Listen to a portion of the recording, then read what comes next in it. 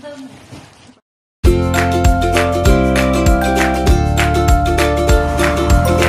guys, dito tayo ngayon. Pupunta ako sa Pinoy Bacala para mamili ng aking lulutuin ngayong araw na pakbit with bagoong. Medyo humid ngayon at grabe init. Nakatakip tayo kasi baka may pulis, mayroon pa tayong gloves. At dito na ako malapit sa Philippine House. A few inches later. Okay guys, dito na tayo sa may Bacala, Philippine House. Mamili na ako ng mga gulay ko.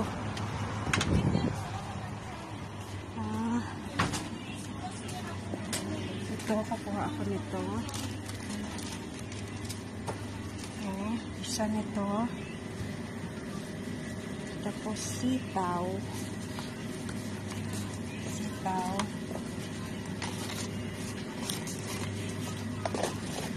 Konting sitaw lang kasi alam ko medyo mataas yung sitaw ngayon eh. Sitaw.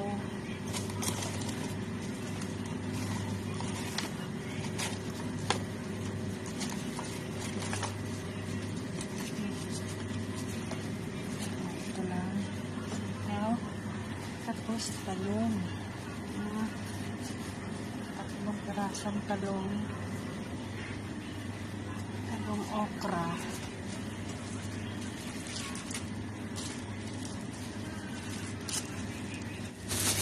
Kukuha tayo ng okra.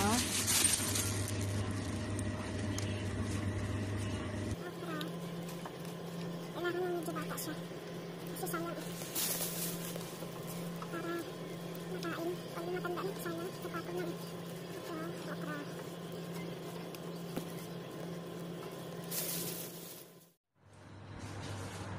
Ngayong araw guys, gagawa tayo ng pakbet with bagoong and shrimp. So ito yung ating mga ingredients. Toyo. Mayroon tayong ginger at saka bawang. Ating sibuyas. Yung tomato natin. Shrimp. Yung shrimp natin, tanggalan natin ng mga parang mga sungo-sungo niya ba? Sungo yun sa Tagalog, ay sa Ilonggo. Ang ating talong, tapos ang ating sitaw, ang palaya, ang ating okra, at ang ating kalabasa, magic sarap, at yung napaka-importanting pampalasa ay yung bagoong, yung baripesta. Natin gagawin, at ang susunod natin gagawin ay mag-isa na tayo. Ilagay natin ang ating mantika. Konti lang. Siguro mga 4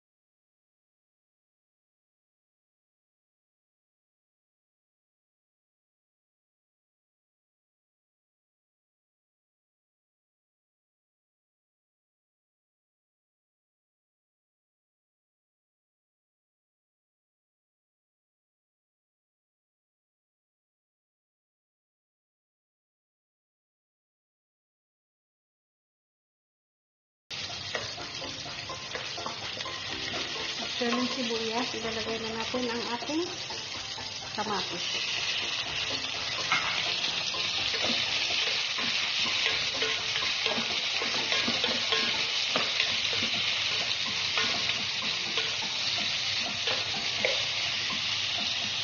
Hayaan na natin siyang maluto. So guys, okay na yung ating kamatis. Ilalagay na natin ang ating, yung ating kalabasa.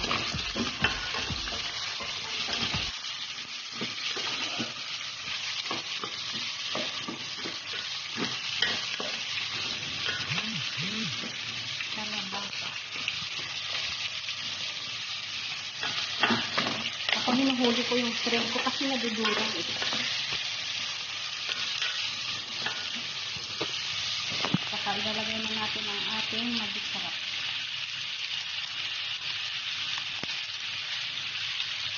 Ayan.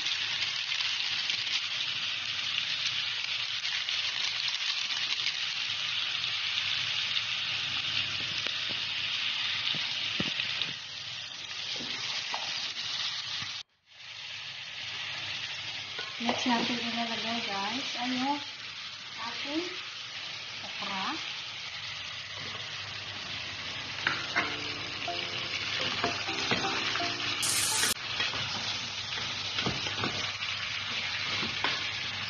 Lagyan din natin yung ng asin para may lasa. Huwag masyado at yung toyo natin para mag-mix yung kulay. Ayan siya. Hayaan lang naman natin. Kasi yung ating kalabasa medyo matagal-tagal yun.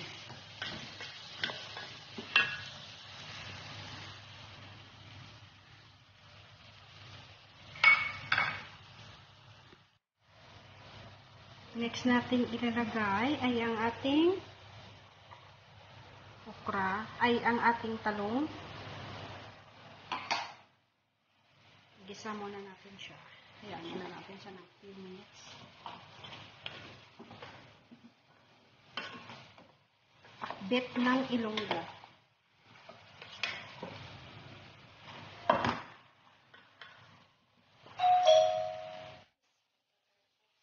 Tapos, ilulunod natin yung ating shrimp. At saka yung ating dalawang kutsarang ano tawag? Bagong. Tapos, ihanap natin para magkalasa siya.